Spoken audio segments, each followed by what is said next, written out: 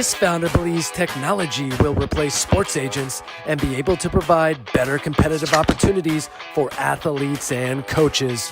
Make some noise for Ainsley McCallister and UruSports. This founder believes traditional sports media publishers without live rights will be obsolete in a few years because athletes and entertainers will break their own news with journalists on their own social media once individual monetization becomes streamlined. Give it up for Tiffany, Kelly, and UruStory.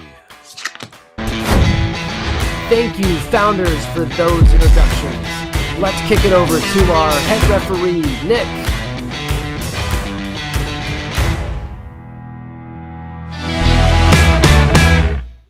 Welcome, everybody.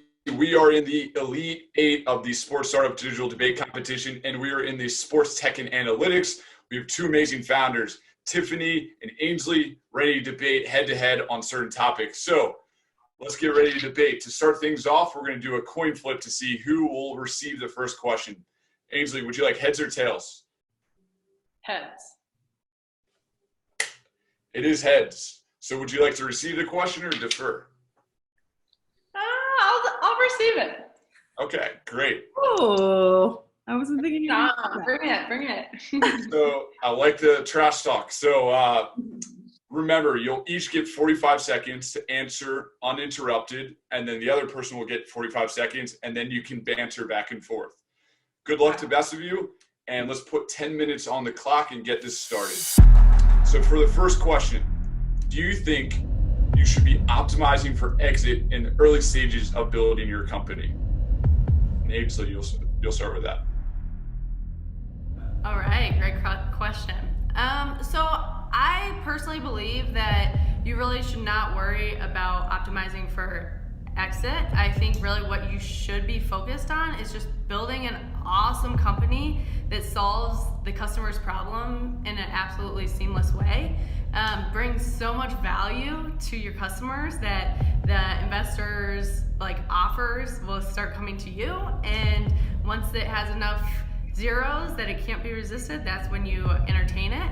I do think that there is a lot of value in starting to think about who that could be, and starting those relationships and those discussions though, and really so we've started having discussions just to learn more about why companies acquire other early stage startups. So we've talked to a bunch of big named athletic brands and tech marketplaces, just on why, just so we have the insight of really having that in our back pocket, but it is not a focus. We've been kind of focusing on positioning Uru as a marketplace that's going to grow massively, and we'll surely get offers down the line. Great. And Tiffany, your response? So I don't think you should fully ignore it. I do think that, and not saying that you said that, but I do think that thinking about it a little bit in the beginning does kind of help. I feel like this question is mostly about you should focus less on how you exit and more so just becoming a profitable company. Profitability trumps everything, honestly.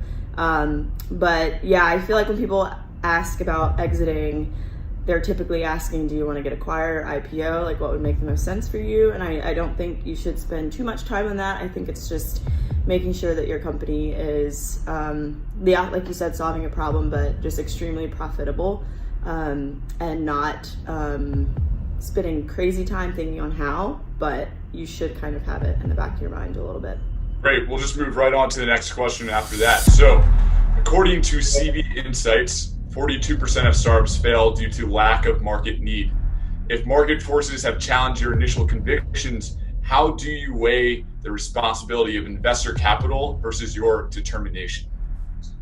And Tiffany, you'll kick that question off. 45 seconds. Yeah, so hopefully you have had enough user interviews where market failure doesn't happen and customer indifference doesn't happen. So at the beginning, the two most important things that you need to focus on is coding, and then also building your product, and then having user interviews. But let's say a black swan like COVID, right?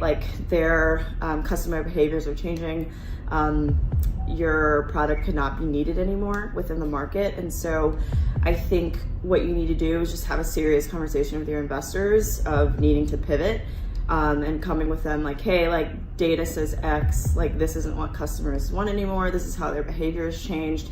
This is how we're going to use the rest of the capital that we have to pivot in this direction. And we actually need to raise X more to be able to do that if you need to. But hopefully if COVID doesn't happen, right? Like if there is a market difference, I mean, I feel like it falls on you a little bit that you haven't done. That was your tap for the 45 seconds. So we'll toss it over to Ainsley for that. Yeah. So I think she made a lot of really good points. We've been pretty fortunate that as we've chatted with kind of like our advisors who are marketplace experts, they've just like voiced how fortunate we are that we actually Uru has been started with a market need, as it's not only something that I experienced firsthand as an elite athlete, but also as I was playing overseas, I talked to 100 other athletes from volleyball, baseball, basketball, soccer, ice hockey, that were all dealing with the same problems that we exist. So by us like really placing the 280 athletes, we've really gotten to know about our customers, and we've kind of focused on this small group that was field hockey, which is in the US viewed as small, but it's actually the third largest sport in the world, which is shocking to so many people. And that set us a foundation to learn, grow, and really set a foundation to get into basketball, which since announcing basketball, we've gotten a lot of progress and unbelievable support. And so it's really just like about creating value, so that then with creating value to your customers, you create value to your investors. And as you have more members and grow your community more, it's really easier to close capital. So it's kind of that feedback loop is what we found. So. Anything to add to that, Tiffany? Yeah, I don't know if you answered the question as far as like it being challenging. So like if a market need does change, what would you do? But I guess it sounded like you were just saying like just provide value, which of course at the end of the day yeah, so I guess like if you're bringing up like kind of COVID, right, which you brought up, and this whole like kind of need to pivot, of course you need to talk to your advisors, and hopefully you have awesome marketplace experts or advisors that are helping guide your decisions. But yeah, it's just really important to kind of balance, like sustainability is so important in this COVID time, and trying to create growth. So we've really, during this time, we've been focusing on how do we continue growing our global member base as well as creating value. So we've launched this global virtual coaching. So I think I don't know if that's answering it a little bit better, but I do think it's important to talk to your advisors and pivot and create value to your members at all times. So. Yeah, agreed. Great. So let's move on to the third question here. What is the most important role for a founder when scaling a company, and why? Consisting of day-to-day operations, recruiting, retaining, fundraising, product development, or something else. But what do you think is the most important role as a founder? And Ainsley, you'll start that question. Yeah, so when I went through Black Box Connect, it was a global founder accelerator in San Francisco. They like really did this tool with us that was all about defining your North Star. And as a CEO, the most important thing is really being able to sell that North Star and making sure everyone is on the same page to get that, and then help lead in a way that everyone with like priorities laid out. So like at Uru, we implement the entrepreneurial operating system to just make sure we're all on the same page and all rowing in the right direction. So. Great. And Tiffany, your response? So I think about 40% of founders stay on as CEOs like 3 years after founding, and I think it's less, like 25%, once you get kind of close to exit, whether that be IPO or getting acquired. So I actually think the most important thing as a founder is being able to switch to CEO, like have your CEO hat, and kind of just being able to let go of control. I know I get that question a lot because I am a technical founder, and so being like in the product and making sure that when it is time that we reach product market fit, like being able to kind of step away and just let other people lead, I think is really important when it comes to like their niche, and just letting go of control and actually trusting the people that you have kind of delegated these tasks to. I feel like that is actually the biggest thing that a founder kind of needs to learn. Or, I mean, you become irrelevant, right? Like you get replaced with another CEO. So I do think trusting the people that you hire and recruiting amazing people that can lead, that you can trust them to delegate, so you can kind of back off a little bit as a founder. Yeah, I completely agree with your point about finding the right team. I think that's like a very huge thing, and that if you find the right team, they're going to be the ones to help, and you give them the North Star vision that's you guys are going to do big things. I do think there's a lot of risk in delegating too much too early, just because you know your product best, you know your people best, you know your vision best, and so until you can really verbalize your North Star, I think that's a little bit tricky to actually delegate. So. Yeah, I mentioned after reaching product market fit, so kind of bringing them on, and of course like still being a technical founder and being in the product in the beginning, but once you do reach product market fit, I think it's kind of knowing when to let your team lead. I'll throw in another follow-up question off that is, founder and CEO, when would you come to a situation where you would actually step down as a CEO into a maybe lesser role and replace somebody? So if you could just kind of briefly explain what would be the circumstance and timing of when you would step down, or if you would ever step down? I think it depends on the person. So hopefully as a founder, you're self-aware enough to know like, hey, like I actually like problems and like the nitty gritty and being in the product. So once you kind of do make that switch to CEO, if it's not working, and then I definitely think you need to like be open with the board and your advisors. But I think it really just depends on the person, honestly, if you do want to make that switch. I've seen the switch go really, really badly for some founders where like they know that something's best and investors or board thinks differently, and it just doesn't mesh. And I think it's always just kind of backing up like with the data and just being self-aware, like, hey, like this works for me, this doesn't work for me, and kind of the switch needing to happen once that awareness kind of is happening. Ainsley, on your point? Yeah, so I'm like, I have a little different perspective a little bit, just because like I am not the technical co-founder. I'm not able to code like you can. So my skill set is really leading. Like I've been a multi-year captain, then I've been a leader on multiple teams across the world.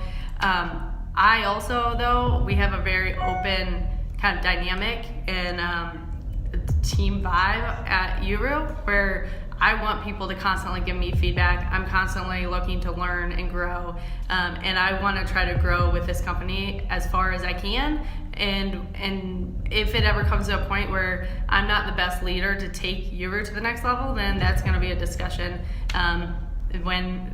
where I'll step and things like that. So I definitely do think that as companies grow, roles shift, and I understand that. But right now, it's all about leading this company to be in the right direction as fast as we can. So.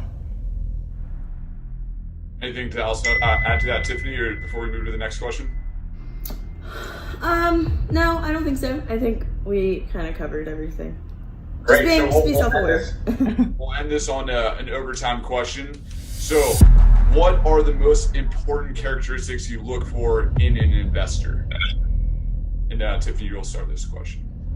I know for us, since we are raising and we've had some deals kind of come into the pipeline, I think being strategic is important. Like of course, being at the early stage, of course, having a check, but also someone that can assist in certain areas, I do think is important.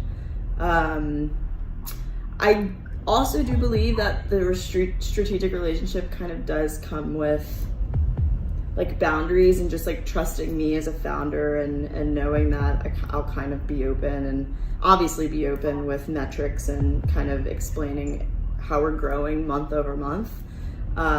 So I think their strategic relationship is important, but also those boundaries kind of need to be set, because I do feel like a lot of investors that want to be strategic, they kind of want to be on the ground floor like every day, which I feel like can be a bit much just as a founder. And so just making sure that those boundaries are there, and just, I mean, you gave me a check for a reason, so just kind of trusting me and knowing that I will give you insight and I will give you information month over month with how the company is going and working. Great. And Ainsley? Yeah, so I kind of have 4 key important things that I look for when I'm looking for an investor. The number one thing, and it's non-negotiable, like I will not take a check if I do not feel this first one, is just them being respectful and an absolutely great human. I think mutual respect is absolutely key to building a working relationship where we'll really challenge each other and productively and help each other grow well. For example, one of our investors, David Asflauser, he was the former head of product at Intel Sports and Yahoo Sports, and we've just had come into discussions with very differing opinions, and which is so beneficial because there is that mutual respect, and we end up coming out with something that is okay, way better than either of us came in with. So I think just having that mutual respect is number one. I think just the aligned passion and desire to be a part of this team that's go-getters and really passionate about uniting the world of sports and changing this industry. And then having the expertise, like Tiffany mentioned, of either a marketplace or athletes who've actually lived the experience and want to see this in the world of sports. And then lastly, just having the calling to be a social driver for women's empowerment. Tiffany, I'm sure you know this very well too. There's not a whole lot of us in the sports tech industry. So we're really, Uru's making a conscious effort to be trailblazers in this industry, being a model that girls can really look up to. So we really want to find investors that believe in that and support our larger mission. I do think all amazing points. I do think investors are shifting to understand that female founders, are pretty amazing. First Round Capital just came out with a study saying, I think female founders are 30% more successful. I forgot what the actual value is, but it's, I've even had investors kind of mention it, so they're definitely kind of looking more towards why that actually is. And I think it's because we ask a lot of questions and we like to be in the details of things, which kind of make for an awesome founder. But no, I think all those points are awesome. Great. Well, that wraps it up. Well thought out debate between the two of you. If you could use the hashtag debate for COVID, let us know who you think that won that round. And if you haven't already, donate to our Pledge It campaign to support frontline workers in the COVID-19 Relief Fund. And now we're going to be on to the judges for their analysis and picks.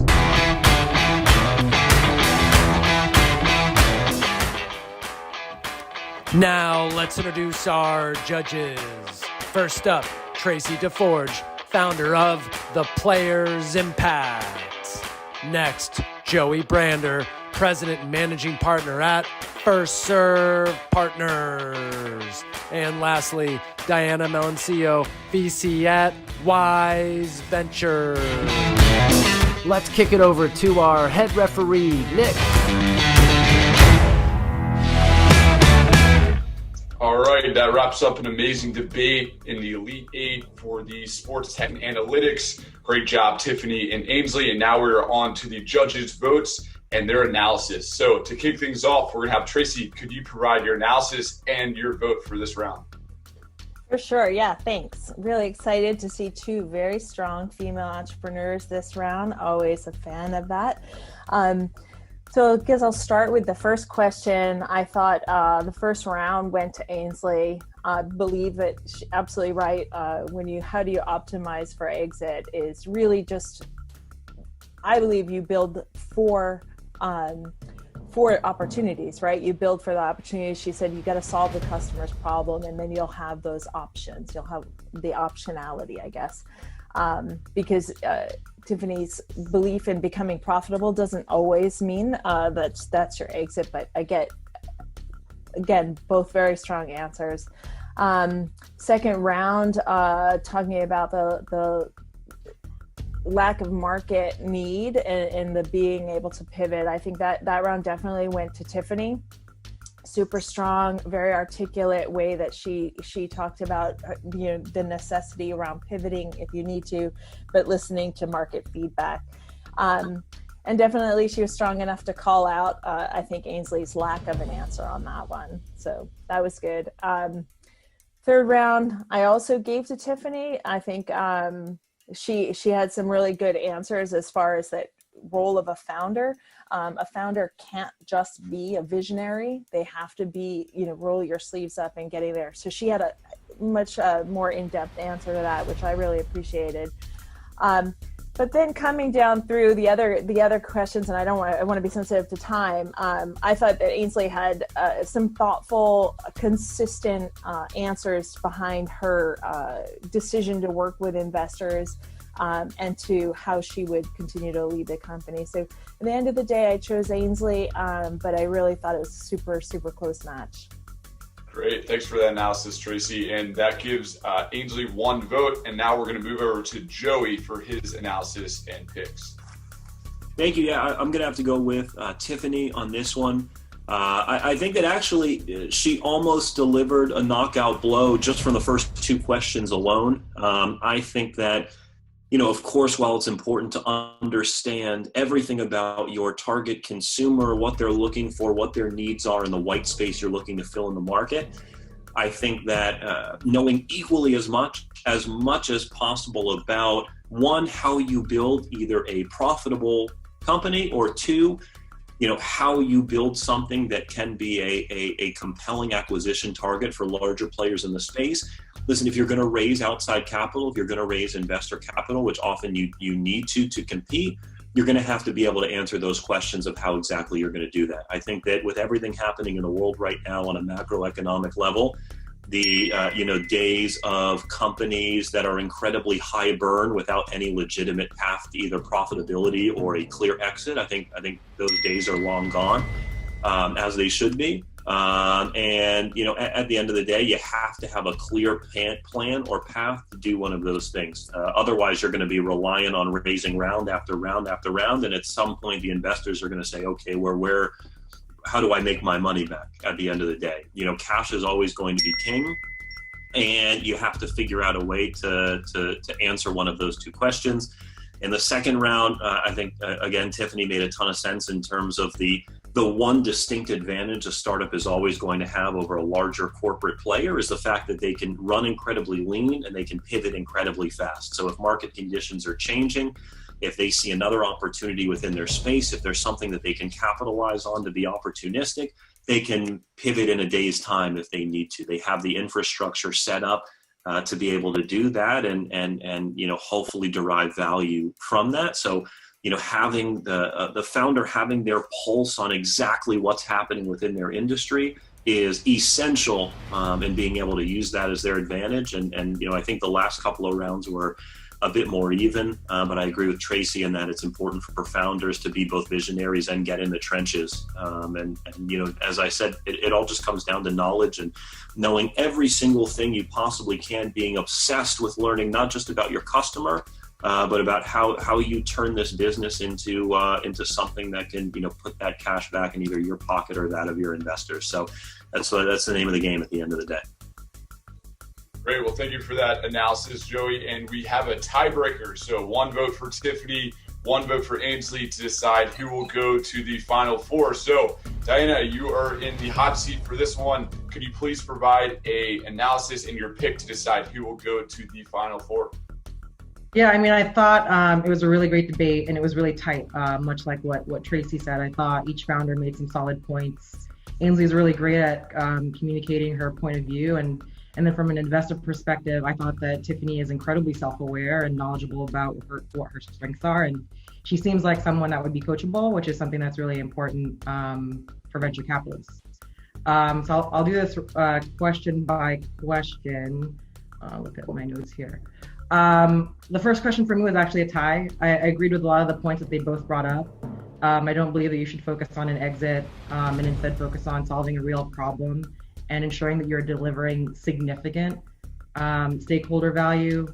And then, I think in general, a lot of seed stage pre-Series A companies do a lot of unscalable things to ensure value for their early customers. And I'm sure that that's what both Ainsley and Tiffany are doing right now as they figure out what product market fit is and how to scale. And then lastly, just given the rise of the news of these overfunded, unprofitable companies like, the WeWork disaster and Uber, I think it is good to keep an eye, or at least have a plan for what profitability looks like. So I sort of agree with both of them. So that one was a toss-up. On the second question with market need and market shift, I gave this one to Tiffany. I like that Ainsley started her company doing exactly what she needed to, which is talk to a ton of stakeholders, ensuring that she's delivering value.